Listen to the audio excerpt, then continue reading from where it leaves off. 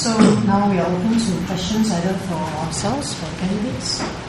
From Long Mr. Shanmugam has said yesterday that he wants WP to own up to the fact that its ultimate aim is to take over government and to block and to block policy. I just wanted to get your response on this, and also that for the past few days they've been pressing you on this issue to own up to your true intention. So what do you think is the PAP's intention for pressing you on this matter? I think that's a good question. What is the PAP's intention? Perhaps you want to ask the PAP what is their intention.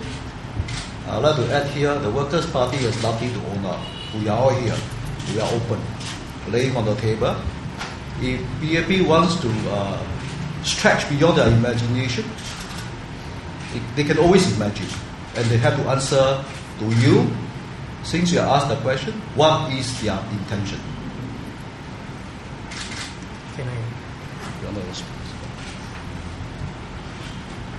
You see,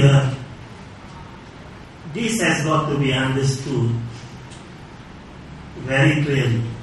You see, in Parliament there is a role for the executive, there is also a role for the legislative, right? So that's part and parcel of Parliament.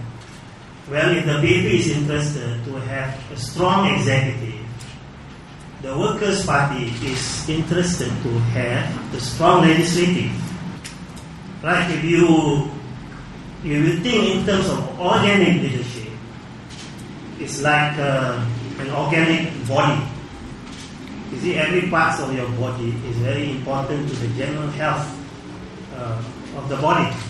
So in this particular case, right, it is also important. You should not have a low regard for those who want to play the role of being legislative in order to play the legislative role. So, does it mean that even the PAP backbenchers, the role that they are playing as a legislator to participate in the legislature, does it mean that it's also lowly regarded? So it's not so. It's part and parcel of having a strong government, you see, by participating in our legislative role. So at this point in time, the Workers' Party is contributing to this aspect. Yes. Who has the question?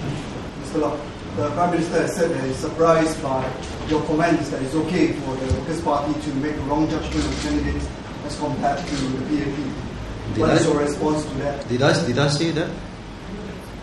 Did I say that? Say, relatively speaking, the consequences will be less severe compared to the PAP. Yes, but did I say that it doesn't matter if the Workers' Party make wrong judgment?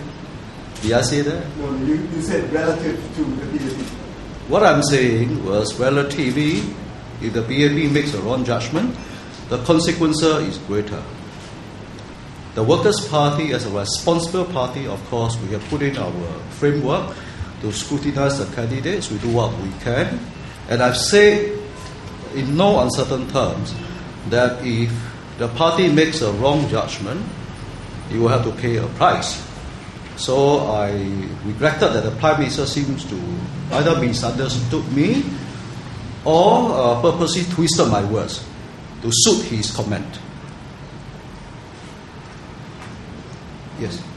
Hi, Ms. Lim. At the launch of your party's manifesto, you said that the aim of the opposition should be to secure at least 1/3 of seats in Parliament so that they can block any constitutional amendments. And then now Mr. Shanmugam actually said that your intention would result, your First World Parliament would result in a gridlock and dysfunctional Parliament. So what is your response to that? Okay, now I remember the launch very clearly and how that issue was discussed. Okay, now at the launch we made it very clear that we are putting forward to Singaporeans the vision of a First World Parliament where there is a sizable presence of opposition elected members in Parliament to function as a robust check on the executive. So the question was put to me, what kind of numbers are we looking at? Now I said that it's up to Singaporeans to decide how our Parliament should evolve, but one benchmark which I would look at over time is whether there are enough MPs to block constitutional amendments which are made for partisan advantage if there's a need to block it.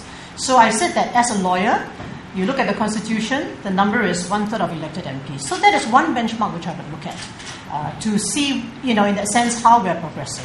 Now, as I mentioned just now also in my preamble, it's very clearly articulated by me that we would only exercise that right if we feel that the constitutional amendment is not made in the national interest.